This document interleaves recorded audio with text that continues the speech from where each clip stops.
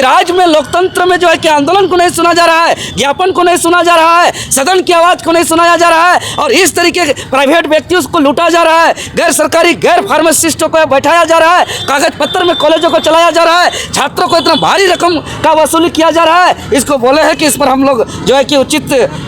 माननीय जयराम कुमार महतो जी के द्वारा चलती सदन में शून्यकाल में इस मामले को उठाया, लेकिन आज तक कोई भी संज्ञान में नहीं लिया था। कि सचिव हो, रजिस्ट्रार हो या सदस्य हो, झारखंडी मूल फार्मासिस्ट को ही मनोनीत किया जाए, कुर्सी में बैठाया। फार्मेसी काउंसिल मामले में आप राज्यपाल से मिले, क्या बातचीत हुई? जैसा कि आप लोग जानते हैं, झारखंड स्टेट फार्मेसी काउंसिल के द्वारा झारखंड प्रदेश में कुल लगभग 120 कॉलेज सिर्फ और सिर्फ कहीं कहीं इंफ्रास्ट्रक्चर है, अन्यथा मैक्सिमम कॉलेज कागज पत्तर पर संचालित हो रहा है और इनका संरक्षण झारखंड स्टेट फार्मेसी काउंसिल दे रही है और यहाँ अनियमितता और भ्रष्टाचार से व्यापक रूप से संचालित किया जा रहा है और इसका उजागर और समुचित कार्रवाई को लेकर के हम लोग कई प्लेटफॉर्म पर इसका आवाज़ उठाया, आंदोलन किया। विगत 19 जुलाई 2025 को स्वास्थ्य विभाग के अपर सचिव महोदय जी को ज्ञापन सौंपा था, विस्तृत जानकारी दिया था। उसके बाद 23 जुलाई 2025 को फार्मेसी काउंसिल कार्यालय के समक्ष धरना प्रदर्शन किया, जिसमें पूरे झारखंड प्रदेश के लोग रहे, भारी बरसात में डटे रहे और उस दिन फिर विस्तृत ज्ञापन सौंपा है। इसके अलावा बजट सत्र के दौरान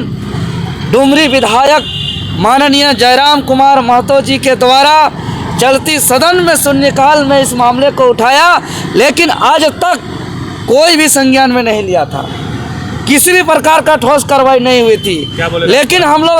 आर पार का लड़ाई लड़ने के लिए कमर कस के निकले हैं, इसीलिए आज हम लोग महामहिम राज्यपाल महामहिम के शरण में आए और हम लोग पूरा एक एक चीज़ का विस्तृत अवगत कराया कि रजिस्ट्रार महोदय जो विगत 13 अक्टूबर 2024 को विधानसभा चुनाव आचार संहिता से महज 8 घंटा पहले औपबंधिक रूप से जिसका संचिका में स्पष्ट रूप से लिखा हुआ है कि मैक्सिमम 6 महीना के लिए नियुक्त किया गया है, उसका कार्यकाल समाप्त होने के बावजूद अभी भी कुर्सी में जमे हुए हैं और जो है कि अनियमितता से व्याप्त भ्रष्टाचार से व्याप्त अपना कार्य का संचालन कर रहे हैं। जो 500 से ज़्यादा फार्मासिस्टों का रजिस्ट्रेशन कराया, जहां कई फर्जी कागज के आधार पर कराने का आरोप भी आया, उसका भी संज्ञान में लाए हैं। साथ ही साथ उनके 2 राज्यों पे जो रजिस्ट्रेशन है, जो कि फार्मेसी एक्ट 1948 का 72 के क्लोज 2 का उल्लंघन है, धारा 42 का उल्लंघन है, इसको हमने संज्ञान में लाया है। साथ ही साथ हमने मांग किया है कि फार्मेसी काउंसिल के अंतर्गत जो भी अध्यक्ष है,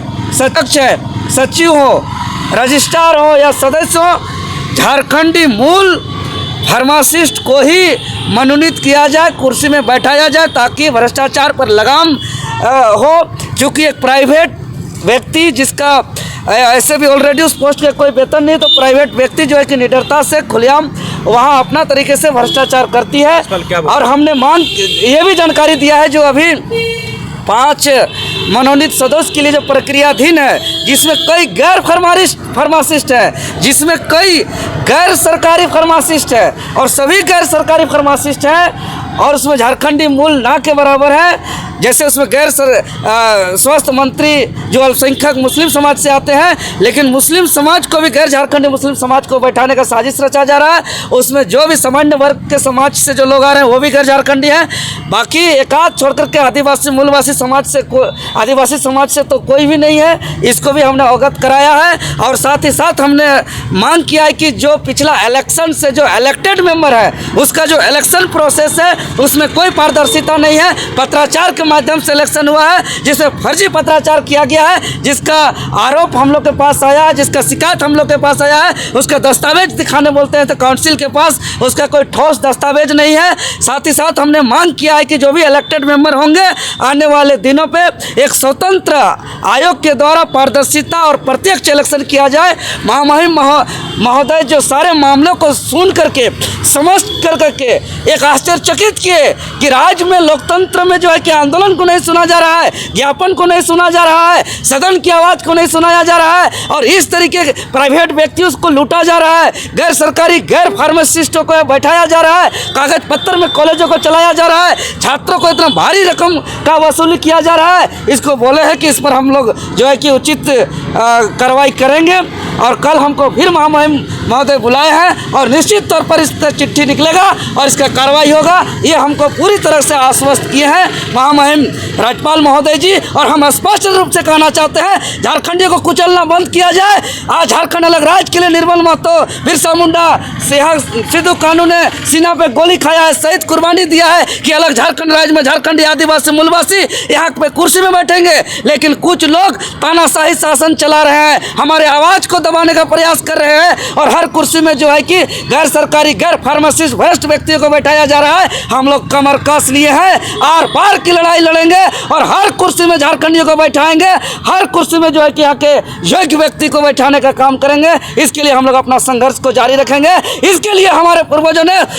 सीना में गोली नहीं खाया था कि यहाँ झारखंड अलग राज्य होने के बावजूद यहाँ जमीन को लूटा जाएगा, यहाँ गैर झारखंडी बैठेंगे, यहाँ छात्रों का शोषण होगा, यहाँ लूट और अत्याचार बढ़ेगा। इसके लिए अलग राज्य का गठन नहीं हुआ था। यह बात हम स्पष्ट रूप से कहना चाहते हैं।